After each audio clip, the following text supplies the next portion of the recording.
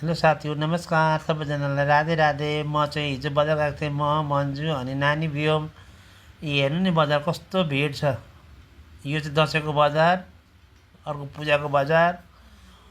र अनि हामी दिउँसो चाहिँ गएनौँ र अनि बेलुका बेलुकातिर गएर सब्जीहरू किन्यौँ। अनि आलु पनि किन्यौँ, टमाटर किन्यौँ, प्याज खोर्सानी लसुन अदुवा। अनि बियोमलाई अल्छी लाग्यो अरे घुम्दा घुम्दा। अनि यतातिर हेर्नुहोस् त सामानहरू। यो बन्दाकोपी कस्तो दामी। र अनि यहाँ चाहिँ नाच्दै पनि छन् को।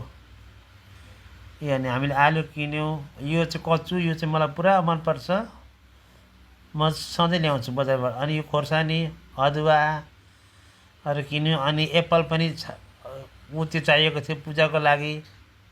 अनि हामी एप्पलतिर गयौँ। अनि टमाटर पनि किन्यौँ। टमाटर चाहिँ हिजो सस्तो थियो र हामीले 2-3 किलो ल्यायौँ।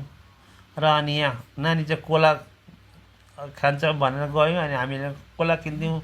अनि मुरै चिउराहरू किन्यौँ। अनि लास्टमा जुत्ता किन्यौँ आमा र नानीलाई। र अनि हामी गयौँ सिँगडा दोकानतिर। तातो तातो सिँगडा खाएर चाहिँ घरतिर गयौँ।